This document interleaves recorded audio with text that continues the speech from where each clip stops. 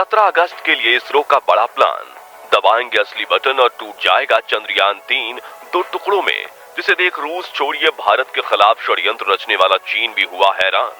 साथियों, रूस अपना लूना 25 को छोड़कर ये सोच रहा होगा कि शायद भारत इससे डर जाएगा, लेकिन इसरो को इससे कोई फर्क नहीं पड़ा, बल्कि उन्होंने तो ट्वीट करके रूस को बधाई दे दी है और कहा है कि चलो चांद पर मिलेंगे। जी हाँ, चंद्रयान-3 इस वक्त चांद की कक्षा में परिक्रमा कर रहा है और अब बड़ी खबर ये है कि आज 16 और 17 अगस्त के दिन इंडियन स्पेस रिसर्च ऑर्गेनाइजेशन हमारे इस बाहुबली स्पेसक्राफ्ट का असली बटन दबाने वाली है, जिससे चंद्रयान-3 की इस चांद की यात्रा में दो बड़े बदलाव होंगे। दरअसल 5 अगस्त के दिन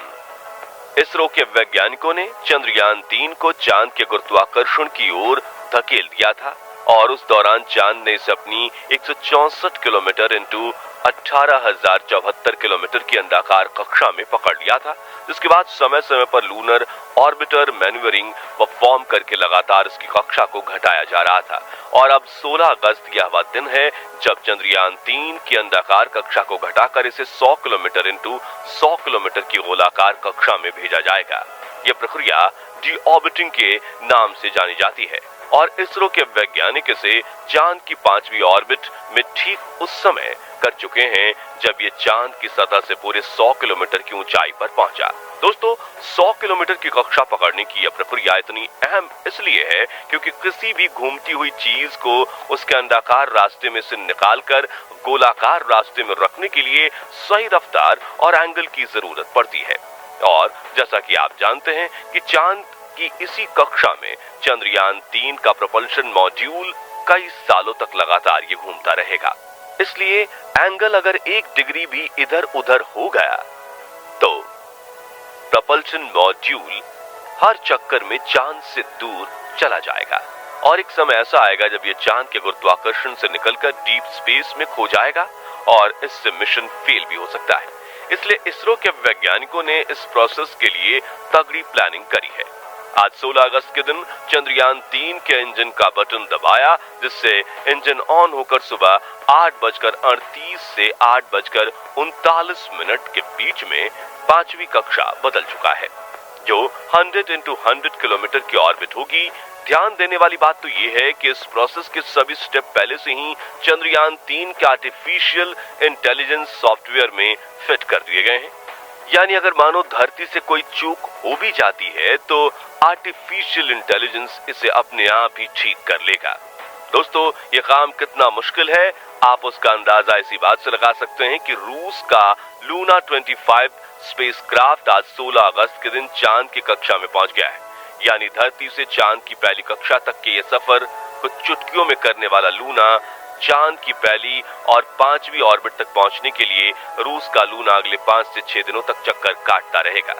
अब चंद्रयान-3 की बात करें तो आज 16 अगस्त के दिन 100 into 100 किलोमीटर के ऑर्बिट में धमाकेदार एंट्री करने के बाद हमारा चंद्रयान इस कक्षा में कुछ दिन आराम से चक्कर लगाएगा, लेकिन उससे पहले 17 अगस्त को इसी कक्षा में चक्कर लगाते हुए चंद्रयान-3 का प्रोपल्शन मॉड्यूल इसके लैंडर मॉड्यूल से अलग होगा। साथियों, इस प्रोसेस को करने के लिए स्पेस क्राफ्ट के दोनों हिस्सों को जोड़ने वाले हुक खोले जाएंगे, जिसके बाद पिछले हिस्से की रफ्तार धीरे धीरे कम की जाएगी ताकि आगे वाला हिस्सा अपनी कक्षा में आगे बढ़ जाए और बिना किसी नुकसान के दोनों हिस्से अलग हो जाएं। जिसके बाद चंद्रयान-3 का लैंडर और प्रोपल्शन मॉड्यूल दोनों ही चांद के 100 into 100 किलोमीटर की कक्षा में अलग अलग घूमते रहेंगे। प्रोपल्शन मॉड्यूल तो यहाँ इसी तरह से चक्कर लगाता रहेगा, लेकिन 20 अगस्त के दिन चंद्रयान-3 का विक्रम लैंडर अकेले ही चांद की ऑर्बिट को और कम करके 100 into 30 किलोमीटर की ऑर्बिट पकड़ेगा और जहां से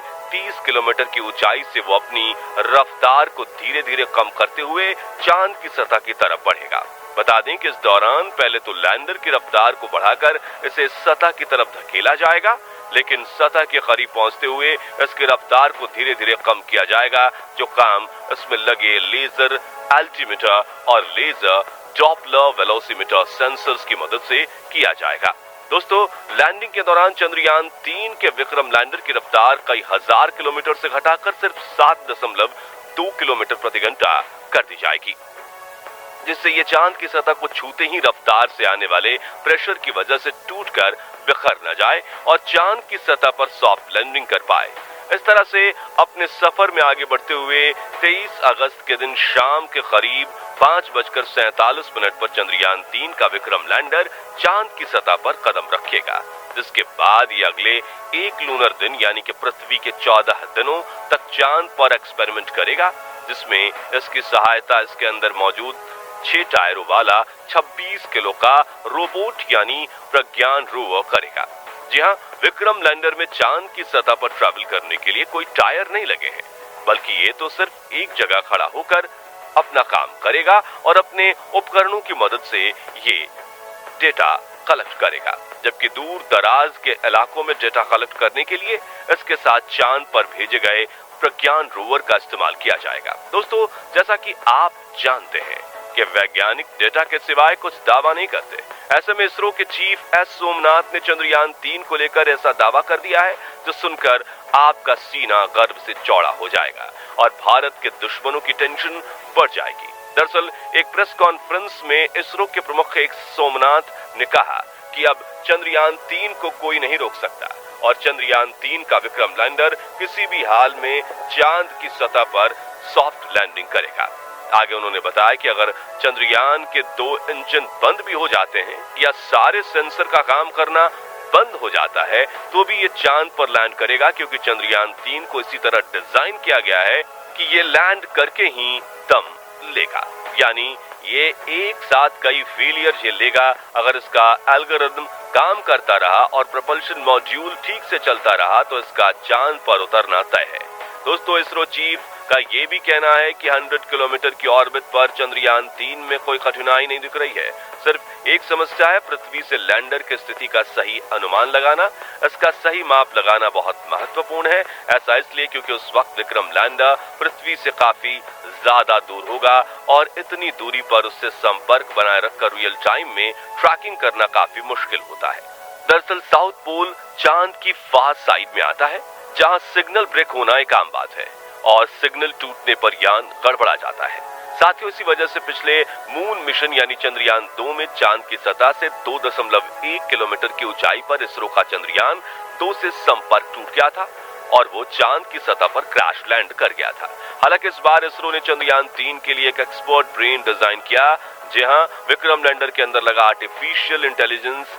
दिमाग यानी सॉफ्टवेयर इतना ज्यादा पावरफुल है कि वो अपने आप ही इसके अंदर लगे सेंसर और चांद के चक्कर लगा रहे चंद्रयान 3 के ऑर्बिटर में मौजूद डेटा को इस्तेमाल करके लैंडिंग के लिए एक सटीक निर्णय ले लेगा। यानी हम ये कह सकते हैं कि इस बार इसरो को कोई माई का लाल भी नहीं रोक सकता और चंद्रयान 3 मिशन की सफलता के चांसेस पूरे 100% है। जबकि चंद्रयान 3 के साथ ही कंपटीशन में भेजे गए रूस के लूना 25 के सफल होने के चांसेस सिर्फ 70% है, जो कि रूसी अंतरिक्ष एजेंसी रॉसकॉस्मोस के वैज्ञानिकों ने खुद बताया था।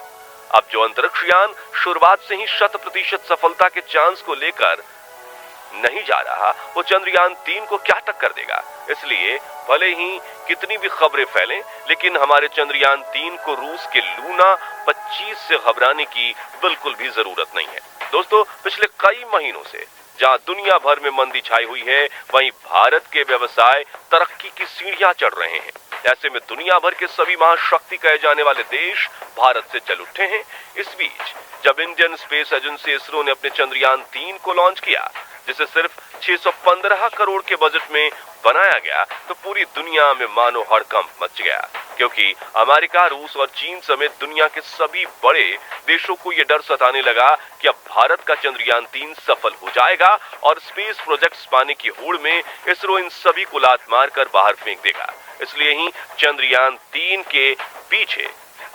रूस ने भी अपने मून मिशन लूना 25 को लॉन्च कर दिया, जो चंद्रयान 3 से एक दिन पहले यानी 22 अगस्त को दक्षिणी ध्रुव पर उतरने की कोशिश करेगा। ऐसा इसलिए क्योंकि लूना 25 को हड़बड़ी में डायरेक्ट रूट से चांद पर भेजा जा रहा है, जबकि चंद्रयान 3 मजे से अंतरिक्ष की सैर करते हुए वहां पहुंचा है। तो दोस्तों, अगर आप इसरो के इस मेगा मून मिशन को सपोर्ट करते हैं तो जल्द से जल्द कमेंट सेक्शन में जय जवान जय किसान के साथ चंद्रयान भी लिख दीजिए। जी हां, जय चंद्रयान लिखना है, ताकि इसरो के वैज्ञानिकों को भी पता चले कि पूरा भारत उनके साथ खड़ा है और वीडियो पसंद आया हो तो इसे लाइक और शेयर जरूर कीजिए